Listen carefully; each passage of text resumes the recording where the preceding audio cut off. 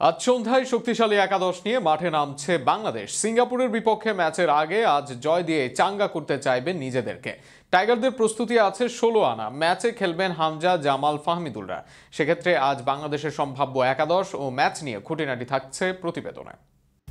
অপেক্ষা শেষ। আজ বহুল প্রতীক্ষিত ম্যাচে বাংলাদেশ জাতীয় স্টেডিয়ামে মাঠে নামছে বাংলাদেশ ফুটবল দল। 2020 সালের 13 ও 17 নভেম্বর সর্বশেষ এই মাঠে নেমেছিল টাইগাররা। তবে সিঙ্গাপুরের বিপক্ষে নামার আগে আত্মবিশ্বাস বাড়াতে কাল ভুটানের বিপক্ষেও শক্তিশালী একাদশ নিয়ে মাঠে নামতে পারেন ক্যাবরেরার শিষ্যরা। সেক্ষেত্রে অ্যাটাকিংয়ে কাল অভিষেক হতে পারে ইতালি থেকে আসা ফাহমিদুল ইসলামের। ইতালির চতুর্থ স্তরের ক্লাবে খেলা ফাহমিদুল খেলতে পারেন লেফট উইংয়ে। অন্যদিকে রাইট উইংয়েও দেখা যেতে পারে রাকিব হোসেনকে।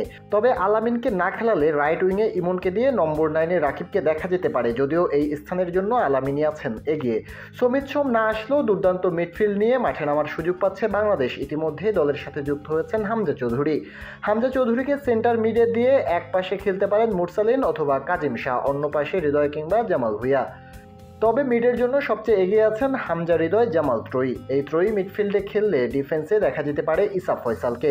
লেফট ব্যাকে খেলবেন তিনি, সেখানে সুযোগের অপেক্ষায় থাকবেন অভিজ্ঞ সাদউদ্দিন। তবে সাদের ছোট ভাই তাজউদ্দিনকে রাইট ব্যাকে দেখা অনেকটাই নিশ্চিত। সেন্টার ব্যাকে তারেক কাজী আর তপু বর্মনের থাকা নিয়ে খুব বেশি সংশয় নেই। এই একাদশের গোলবার সামলাবেন আবুহানির মিতুল মার্মা। আজ সন্ধ্যা 7টায় মাঠে গড়াবে এই ম্যাচটি।